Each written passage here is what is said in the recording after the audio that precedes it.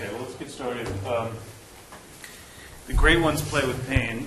And I think Gary's fighting something, and so he, like Derek Jeter, is going to rise to the occasion. Let's get started. Courtney. Thank you very much. It's a pleasure to be here. I'm coming from Toronto, so you can only imagine what a great pleasure it is to be here. So I'm going to go very quickly through my brief comments this morning. Economic and social rights became increasingly common features of national constitutions in the end of the 20th century, and they are now so ubiquitous that I think that that it would be fair to say that they're a defining feature of the contemporary constitutional model. Constitutions written since 1974 are overwhelmingly likely to include economic and social rights, but not all economic and social rights are enshrined everywhere. There's a lot of very interesting variation, and the variation that's been most systematically studied is variation by region and by legal tradition. But today, the type of variation I'm going to focus on is that among rights. Economic and social rights are commonly lumped together as a single category of rights, identified as second generation or positive rights, and classed primarily through an alleged distinction from civil and political rights.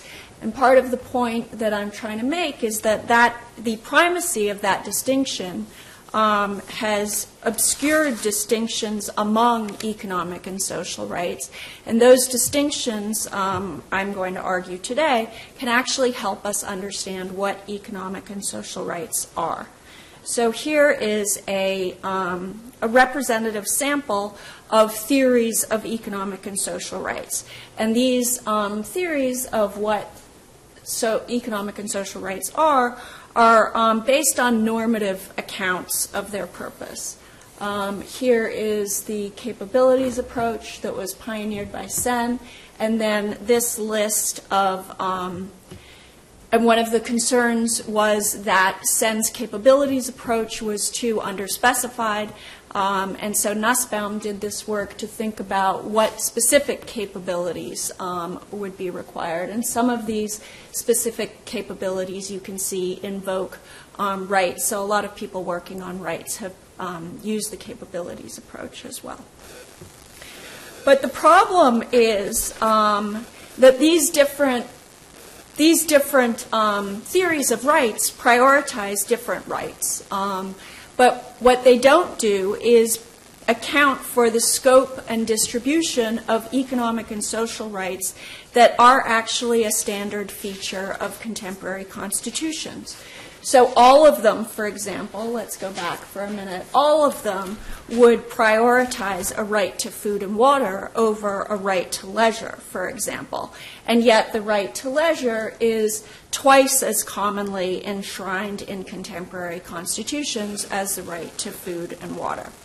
So the problem is that the way we think about economic and social rights fails almost entirely to map onto the rights that are most commonly entrenched in national constitutions. And in his book, The Idea of Human Rights, Charles Bates develops what he calls a practical conception of human rights. And that is a conception that doesn't derive from fundamental moral ideas, but instead from how rights are actually deployed in international law. So his point is that we need to distinguish between the nature of human rights and the content and scope of human rights. And he thinks that a theory of human rights should attend to the latter. That is, it should attend to the is rather than the ought of rights. So here I'm following Bates then to propose that we should theorize economic and social rights by asking not what those rights are, not what those rights should be or how they can be justified, but instead why the list of economic and social rights is as it is.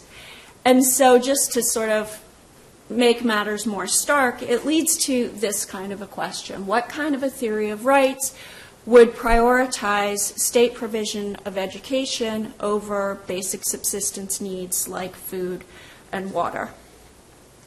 And it leads me to this hypothesis, which is that economic and social rights are mechanisms of economic development. And I'm going to spend the rest of the talk exploring the evidence for this hypothesis.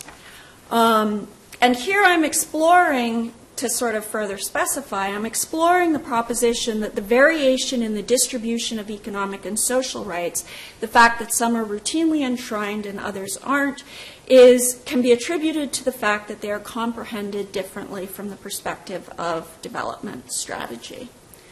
So what I'm going to do first, I'm going to assume a distinction between labor rights and social rights, and I'm going to start by disaggregating social rights.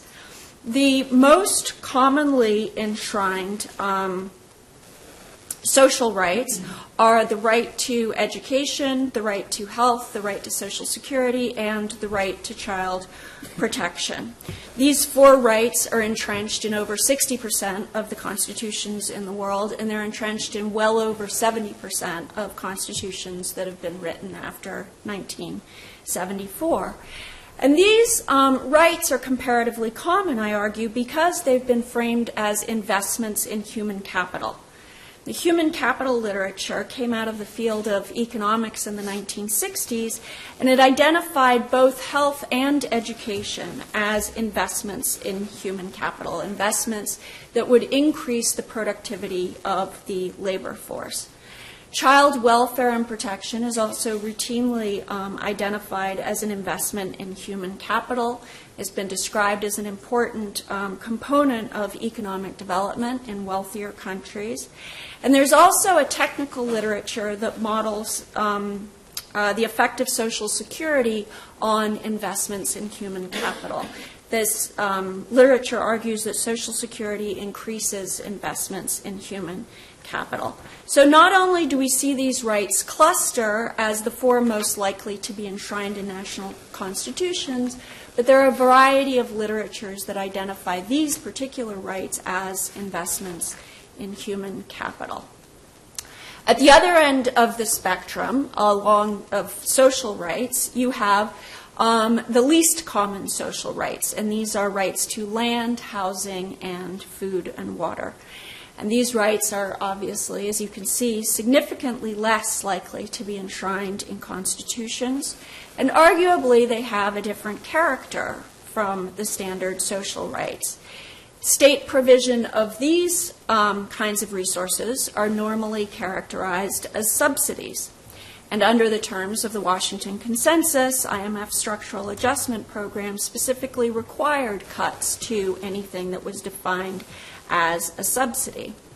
So from a market perspective, these resources may be plausibly identified as goods that should be properly accessed through the market rather than appropriated or redistributed by the state. And obviously, on top of being a subsidy, a right to land might be understood as directly conflicting with a right to property. So next I'm going to turn to labor rights. The right to form or join a trade union is a notable outlier among the labor rights. It's present in 73% of the world's constitutions. And there's also here a fair amount of literature that supports the idea that the right to form or join a trade union is distinct from the other rights that I'm going to identify later. Some scholars have identified the distinction as procedural versus substantive, others as negative versus positive, others as collective versus individual. And in all of these literatures, no matter what they call the right to form or join a trade union, they say that these kinds of rights, procedural or collective or negative rights, are more likely to be enshrined in constitutions. They're more employer-friendly, and they're more compatible with market-oriented development strategies. And the other labor rights are identified as substantive. And the reason they're identified as substantive is they establish specific a priori conditions of employment. So they don't allow those conditions of employment to emerge as a result of negotiations between employer and employee. Instead, they establish those positions a priori. So next, what I'm going to do is, having distinguished among economic and social rights, I look at the patterns of economic and social rights entrenchment in 3 different settings. And the first is among those countries that are identified by the Heritage Foundation and Canada's Fraser Institute as being the top 20 most free economies in the world. So these are the economies that are pursuing the most free market strategy of economic development. And in these economies, you see very few rights enshrined at all. And the ones that are most commonly enshrined are those in the middle: trade union, child protection, education, health, and social security, the ones that are identified as investments in human capital. These are the countries that are pursuing a post-neoliberal development strategy. And this is a strategy that's explicitly defined in the literature as statist and as purposefully reinscribing a role for the state in the protection of human well-being. And so you see in these countries that are following this kind of development strategy, you have the full range of rights enshrined. And then finally, the third strategy of economic development, the third explicit strategy that's being followed, is the one being pursued by the tiger economies. And these are countries that are following the Asian tiger development model, which has been described as, at least historically, as a state-led development strategy, which was historically categorized by a more egalitarian distribution of income. In these countries, you still have very few of the subsidy-type rights enshrined. You have a lot of the investments in human capital-type rights, but the real difference is that you have more workers' rights enshrined in these countries than you do in the neoliberal. And so what we're looking for here is, do these strategies of development correlate with different patterns of economic and social rights entrenchment? And as you can see from the chart, they do. And as I think that the most interesting difference is the one among the substantive workers' rights. That's the difference between the neoliberal development strategy and the Asian tiger development strategy, where the difference between, this strategy and this strategy is just so marked, it's probably not even, it's not, we don't need to look at it so closely. Anyway, that's all.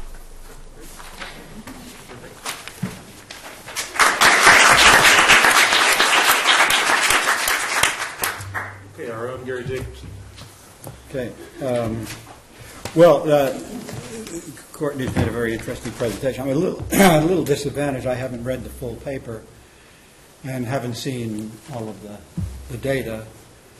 Although anyone who knows me would probably say, "What difference would that matter?" But still, there are fascinating questions built into your model. And I do want to say a few things about it. But I'd like actually to begin with believe it or not, the Declaration of Independence, which I think is a source of some interesting theorizing that one could make about the distinction between these first and second order rights. The language of the Declaration, the familiar language is, to secure these rights, governments are instituted among men, et cetera, et cetera. The actual original draft of the rough draft of the Declaration read differently. It said, to secure these ends, governments are instituted among men, which is a fundamentally different orientation to the question of rights, because the word secure can mean to make secure that which one already has, or it could mean to secure things that we need to achieve as part of the ends that would ultimately define our happiness, rather than simply the pursuit of happiness. So the ultimate move from ends to rights actually has major constitutive significance, particularly in terms of the document that eventually was built up from the Declaration of Independence. So it's hardly surprising that the Constitution reflects the theory of that language, in which the rights that we possess are the rights that need to be made secure, and we don't have to go out there and secure other rights or other ends, whether they are later defined as rights or not. And I will get back to that a little later. Courtney's paper is, I said, quite interesting. She focuses on which rights are enshrined in national constitutions, and I was slightly surprised, I guess, that the most widely one was the right to education. Least widely are those rights of food and water, land development. That was less of a surprise to me, I suppose. But her conclusion that obviously a theory of basic needs is not driving constitutional entrenchment of economic and social rights certainly sounds reasonable on the face of it. As reasonable is her assumption that the attempts to provide a normative foundation for rights actually fail to account for the scope and content of rights. So you match up the various normative theories of rights, and then you see what the patterns of entrenchment suggest, and it would indicate that the normative hold on actual constitutional entrenchment is a minimal one at best. So this brings us to her thesis, which is that a theory of social and economic rights should conform to those rights that are actually entrenched in contemporary constitutions. And she asks, for example, what kinds of rights would prioritize provision of education over subsistence rights like food and development. And I think her conclusion about different modes of development is an appealing one. I can't sign on to it, again, because I'm not sure I've seen enough of the evidence, but there's certainly a plausible case to be made that those rights associated with investments in human capital are the ones that are likely to be more prominently displayed in constitutional documents. My comments, though, I think are not so much directed at Courtney's very informed speculations about these things as they are maybe to the general orientation of her approach to the question. And that approach, of course, rests very heavily upon texts of constitutions. It's from the text of the Constitution that we can find our way to reasonable conclusions about constitutional things, such as rights. And, of course, that's as sensible, I suppose, as it goes. But a theory might focus on rights actually entrenched in contemporary constitutions, at least that's the argument here. The question is whether it would be the best or even the most interesting theory, beginning from what is actually incorporated in the language of Constitution. My concern, and I don't want to overstate it, my concern is that the very large data set that produces these insights, data sets on existing documents, are very tempting sources for rendering judgments about constitutional phenomena. And I don't argue with doing this, but I do suggest that when one does it, one might proceed with great caution in terms of the conclusions that are forthcoming. The caution, I think, is particularly apt for questions of rights as opposed to questions of structural language in the document. When we're talking about rights, we're more likely to find provisions that are honored in the breach than is the case when we talk about structure. It's also important not to make distinctions between rights and structure so dramatically. The structure of our constitutional rights that were built upon that reading of the Declaration of Independence was designed to prevent the achievement of those social and economic rights, the easy achievement of those rights, and similarly, the structural attributes of other constitutions facilitate the achievement of those rights. So any artificial distinction between rights and structure would be an inappropriate way to go. This is not simply a critique of a sort of a large C constitutional analysis way of proceeding, although there have been studies. One of the presenters who's in New York, I guess, put together a study showing the convergence. It's similar to what you're doing, a kind of convergence on those rights that seem to be common in our many constitutional documents, and the inference drawn from such convergence was that one could therefore perhaps conclude that constitutional identity meant very little because they were all beginning to look alike on paper. And, of course, the reality is that what's on paper does not speak in the particular way to what is going on in these various places. But more important is that the actual experience of social and economic rights has less to do with a nation's textual guarantees than its economic well-being. The fact that we find developed social programs, in places like Sweden, where the Constitution actually neglects social and economic rights, should at least give us pause as we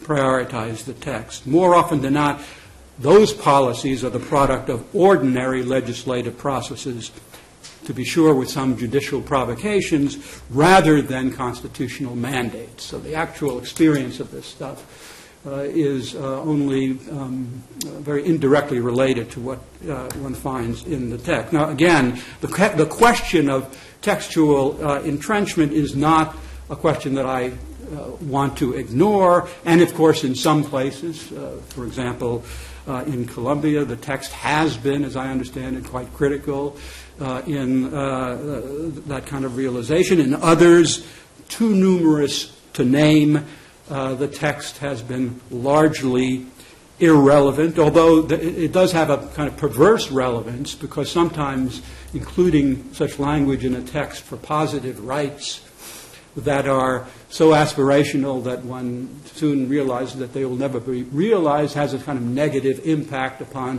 what we call first-order rights. And so those rights that are of the first generation, one can get quite cynical about if it is obvious that the positive rights are not being achieved. What if it were the case that the actual achievement, though, of social and economic rights was more likely to come about in places where such rights were not entrenched, where they were at best presented as non-justiciable aspirations? This would still bring us to the text of documents, but we wouldn't be fooled into thinking that an interest in socioeconomic rights is best served through their explicit constitutionalization. And further, as far as theory building is concerned, the fact that the reverse may be true, that is, keeping them out of the document as being judicially enforceable if they are to be achieved in practice, well, that's something actually that would be well worth exploring. Now, there is, of course, a normative question here, though we need not be detained by it. All things considered, it would be better.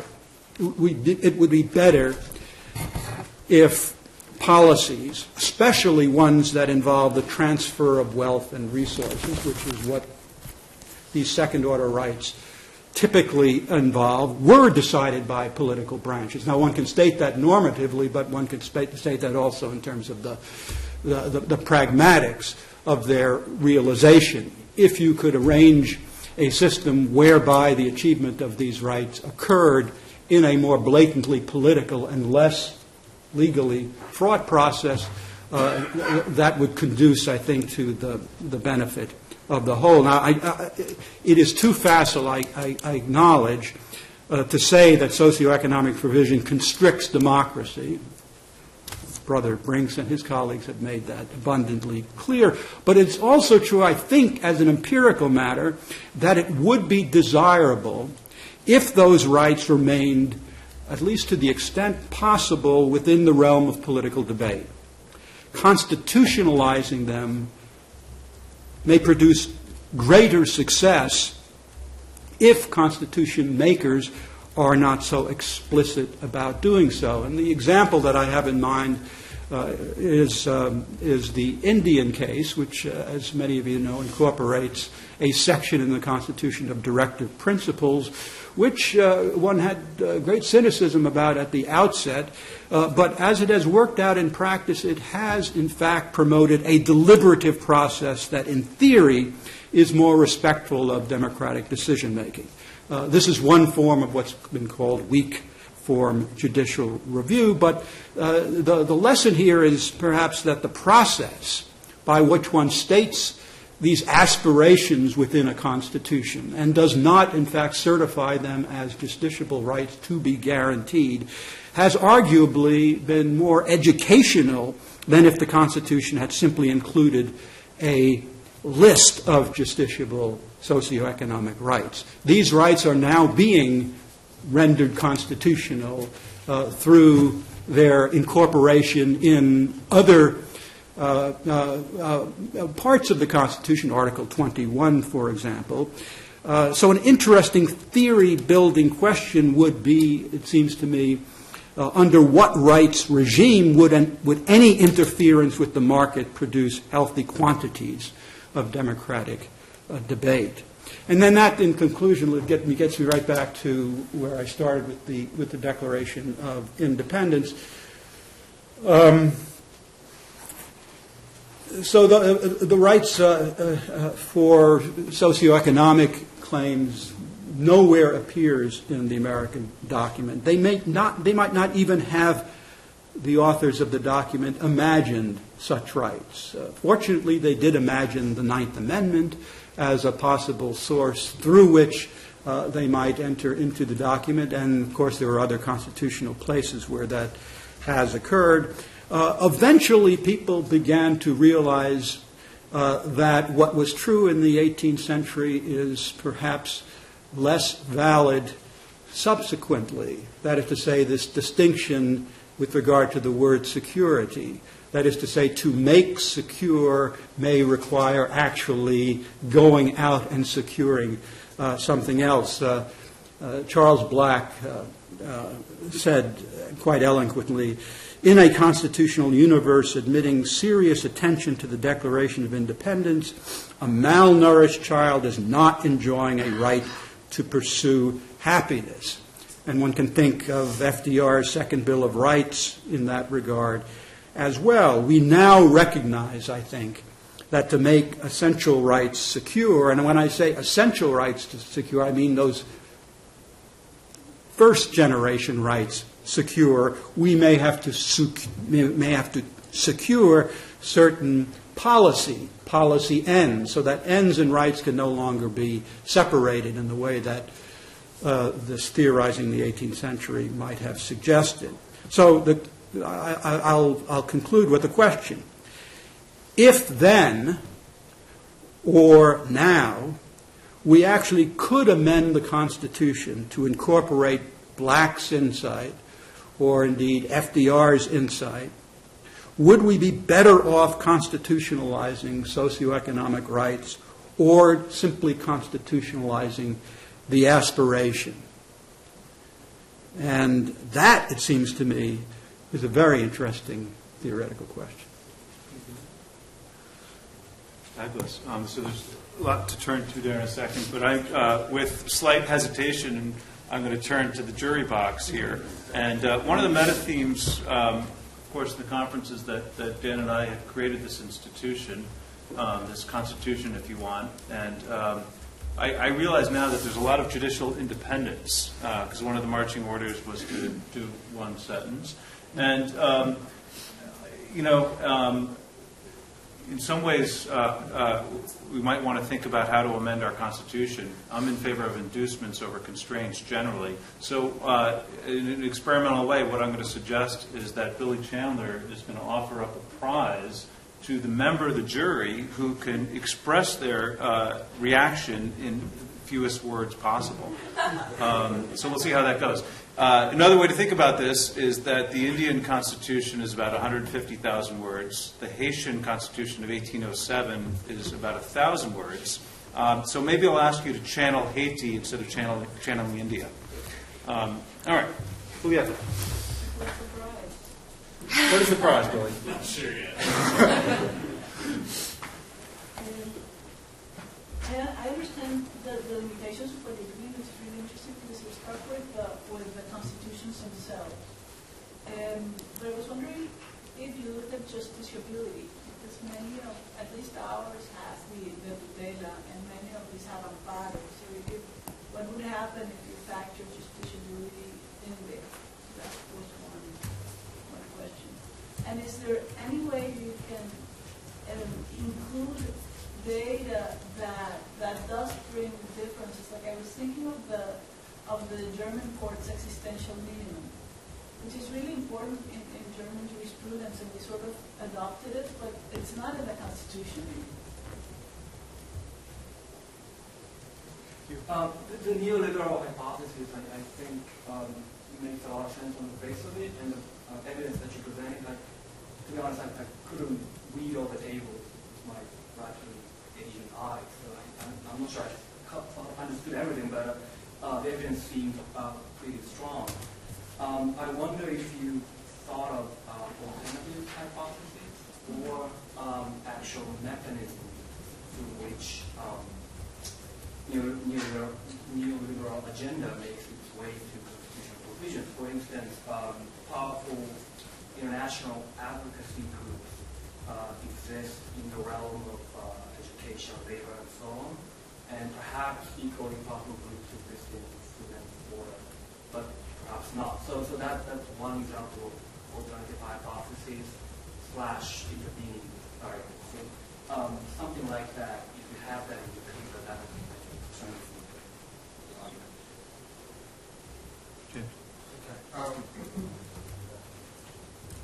So I'm skeptical of the neoliberal hypothesis, and here's the reason why. The rights that you kind of associate with that have been in constitutions for kind of far longer than, say, the 1974, which is you pick out as sort of this peak. So right to education has always been in constitutions, and by 1875, half of the constitutions had that right. In terms of health care, similarly, the rise started after World War I, and it continues to rise to this day. So I'm sort of, maybe there's something to sort of the liberalism part of this, and that sort of the ideas and the sort of liberal political and economic thought that's associated with constitutions in a way, says that there's certain kind of socioeconomic rights that are proper to put in constitutions and are proper for government to take care of, and these other ones like food and water are not. And so there's something that's kind of before neoliberalism that's driving this in a way.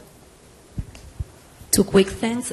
Another way to put his question, I guess, is where does the history of social constitutionalism enters in your picture? Because some of these rights are part of a history of social constitutionalism that I don't see in the framing you present. The other quick question is a coding question. How have you coded constitutions that have a neoliberal and a social constitutional approach together, like the example of the Argentinian case, where you would see social rights enshrined through the adoption of the International Covenant, and then the only special reference to health is the protection of consumer rights in health issues? How have you coded a constitution that treats health from the perspective of consumers, then enshrines the Article 12, and doesn't say anything on the institutional design of the health system, which in practice is the corporativist thing coming from social corporativism in the history of the country, and health is on the hands of unions. So. I'd be very wary of deploying the construct of human capital in discourses of constitutional rights, because wherever it has surfaced its head true to its Chicago School and Gary Becker pedigree, it almost always turns any notion of rights on its heads and makes it into responsibility of people to take care of their own human capital. Okay. So I'm going to say that this is very much like Tball, and to the extent that there's no winner. And let's move on. I think, do you want to respond? Well, there might be somebody can judge. Yeah.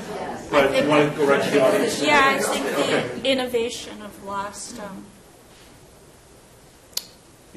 round was Yeah, good. that was a nice innovation. Really at this. So let's move to the audience and take comments. I have a question about what will be the impact on your schema of a broad international disaster like climate change, particularly in regards to just getting food and water. And let me give you a local example. We have water in Austin, not much of it, but we have more than people downstream that are trying to farm rice. The people in Austin don't want to let the water go downstream because they want the water up so they can go on the lake on their boats. So the rice farmers aren't getting as much water to make a living. But they are aligned, and this gets back to what happened with Colombia. They are now aligned with environmental lawyers all the way down on the coast who are bringing actions to make sure that there is enough water for sea turtles in bays down there. So they're advancing animal rights, and that would have some kind of benefit for the rice farmers. They don't have any rights that they can state in a constitutional sense. So as these kind of contradictions go forward, what will be the impact on your scenario? I see Dan and Sandy and Karen and Cindy. If you want to make a comment, let me know and I'll put it in the list. Thanks. So I want to push back a little bit on the idea that you're not going to get much out of reading the text, right? And the reason I say that is because I think the question you're answering is really what were they thinking when they wrote these constitutions, not what did they get ultimately, right, in some ways. And so I think for the paper, what was missing for me a little bit was some discussion of what you think the work of the Constitution is, what work the Constitution is doing, and why you would bother putting some things in it and not others, right? I mean, because on the one hand, the one thing that kind of cuts against your project is what James mentioned, that not all these goals are understood for whatever reason to be proper goals to put in a constitution, maybe because they're not proper ends for a government to pursue, or maybe because there are other better ways of doing it, or maybe because we're used to putting them in ordinary legislation, or for any one of a dozen reasons, right? But on the other hand, part of what we get, I think, from Julieta's presentation is that, constitutions express people's aspirations, and maybe whether it actually works out that way or not, right? The idea that you're going to pursue a more inclusive, more supportive state is what makes you write the kind of constitution you get in that, in some of the ones that you listed as the post-neoliberal ones, right? Like Ecuador and Bolivia and so on, right? And so in that sense, I think sort of setting the foundation a little bit more and saying, look, here's what I think people are doing when they write these constitutions, and here's why I think looking at what they put in them is useful for thinking about what they imagine their national project to be, or how they imagine the relationship between the state and the economy or something. Just some prefatory work before you get to the actual discussion. Okay. Sandy. Just one methodological note that the original map was striking result just because the United States is doesn't include second-generation rights. But in fact, I think all 50 of the state constitutions of the United States do include the right to education. And so in many states, it turns out to be a very important right. Not only that, it's by schools, but it's been a very fertile source of litigation and very interesting exchanges. between courts and the ordinary political system. So, I would be curious in federal countries whether it's worth taking a look at some national constitutions with regard to provision of positive rights.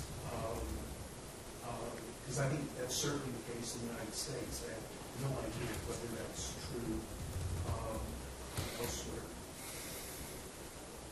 Okay, Karen.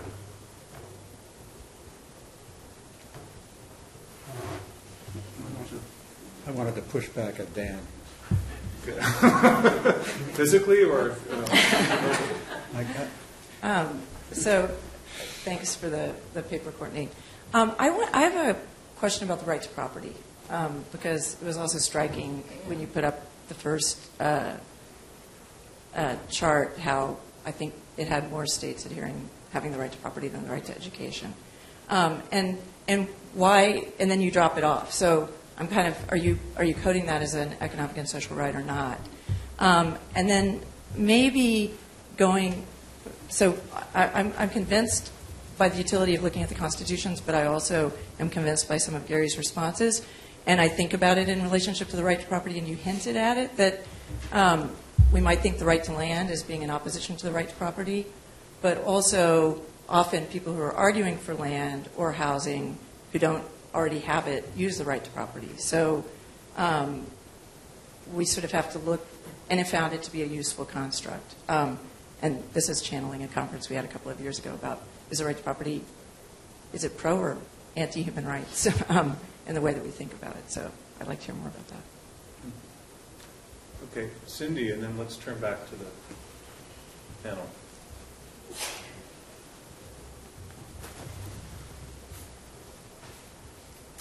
I take the corrective move that you're making, but to me there's an implication regarding the aim of human rights theory, which I think would take into account the totality of practice beyond the Constitution. The Constitution may be one part of that, but there seems to be maybe a danger in suggesting that human rights theory itself would be limited by what is expressed in the Constitution, when I think there's much more happening there regarding expressions of the totality of the human experience, or maybe an expression of shared beliefs of our common humanity. So I wonder how your project would factor into what you're suggesting, what we should do about human rights theory, which seems to be a much larger project than what can be encapsulated by a constitution alone. Let's do, Gary, your quick intervention or rejoinder quickly to Dan, and then Courtney.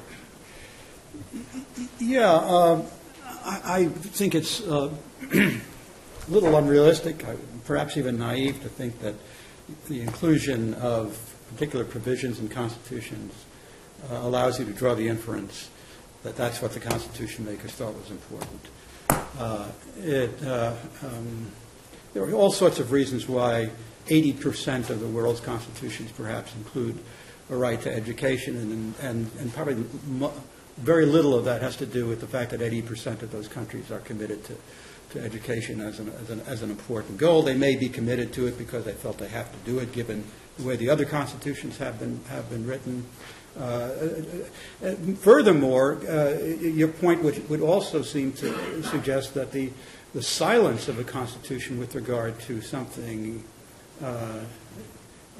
not in it would, if I follow your logic, suggest a lack of interest in such subject. And I think that is similarly problematic, given the alternative ways in which these things might be achievable, as I was sort of trying to suggest in the perhaps political advisability of doing something more subtle than simply constitutionalizing rights as far as an enumeration, which very few people actually take seriously. That is to say, very few people within those societies will take it seriously, some more than others.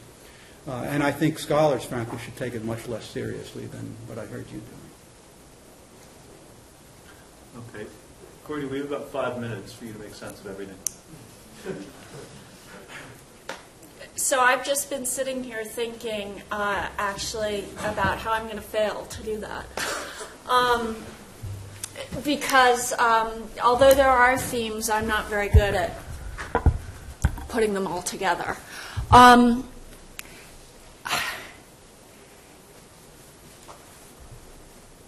When I started this project, I'm a political scientist, and political scientists sometimes think in terms of puzzles.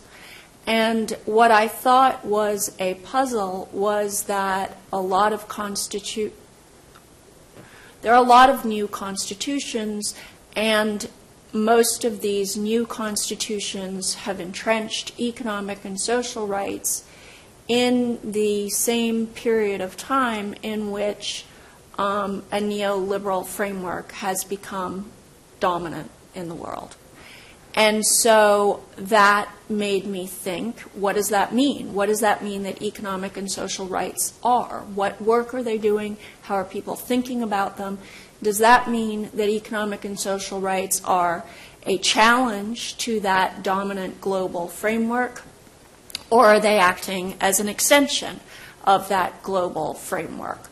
And so the reason I was looking at constitutional texts was that I imagined that moment of writing a constitution was taking into account caveats about all of the political and international, all of the reasons that specific things end up in constitutions.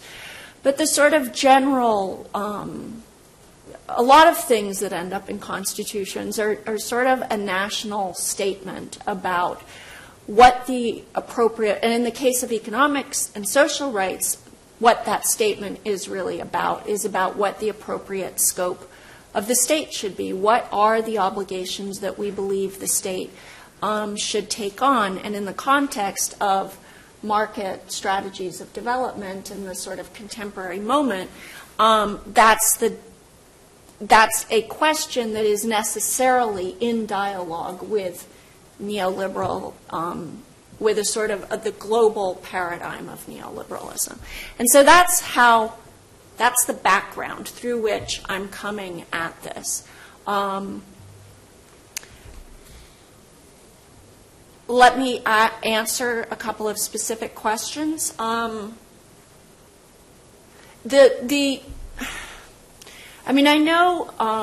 know that you're aware of this, Gary, but there's the other way of thinking about it is not necessarily that there's this distinction between rights in the Constitution and politics, but instead that rights in the Constitution, in fact, engender politics. And that they would do that in cases where rights are justiciable, as in South Africa, as well as they would do it in cases where rights are primarily aspirational, as in India. And in fact, the evidence from South Africa overwhelmingly is that putting economic and social rights in constitutions generated a lot of social movements around some of those rights. So I don't think that there's necessarily, while the text of the Constitution is certainly not what is actually happening on the ground in terms of rights protections, there also is not a trade-off between the law and politics in this case. Let me see.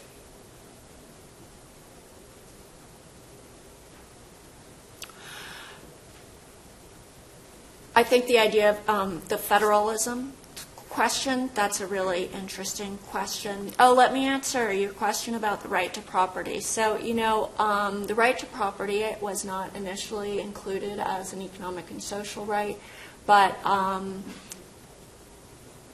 there's this debate, right? I mean, there are scholars who say the right to property is an economic and social right.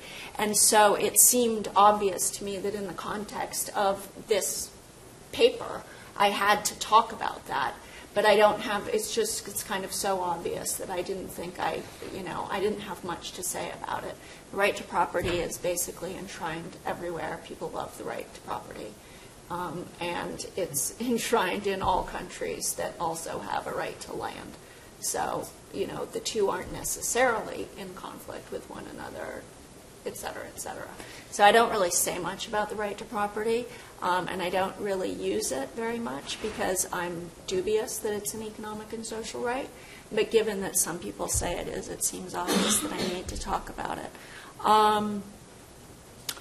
And so finally, I think the biggest thing I want to say is the larger argument that I think is where Gary and Cindy overlap, which is that I'm sort of making human rights theory, that I'm limiting and constraining human rights theory too much. And I think that would be absolutely true if I was, planning to rethink all of human rights. But that's not at all what I'm thinking of doing. I'm thinking, how can we understand basically the fact that economic and social rights have been entrenched in constitutions in the last 30 years? What are these rights? What work are they doing? I think it's too limiting to, and part of the problem with these basic needs approaches and protection of, even the human capabilities, all of these approaches actually do a lot of work of limiting rights themselves, right? Because if it's really limited to basic needs, and Waldron has a whole discussion of this, then we can't possibly consider the right to rest and leisure as something that we would put in the Constitution. And yet, the right to rest and leisure is not all that uncommon in constitutions. And so what the work, even the human capabilities approach, which I think a lot of people have adopted because they imagined it would expand the number of rights that would actually be justified through human capabilities approach, even that approach, once we have Nussbaum's addendum, that specifies which are the human capabilities we ought to care about the most, they don't include most of the rights that are in fact in constitutions. And so that is really one of my concerns, is that already our understanding, this normative approach to what really can count as rights, is already constraining our conception of what rights are, and already does not account for the range of rights that presently exist. So how are we to understand what these rights are, and how are we to understand them in a way that can comprehend the rights we have, the rights that are there in constitutions, and that are, because they're there in constitutions, that are in fact expressions of what countries think the scope of the state ought to include. Good. Well, let's leave it there, Courtney. And thank you.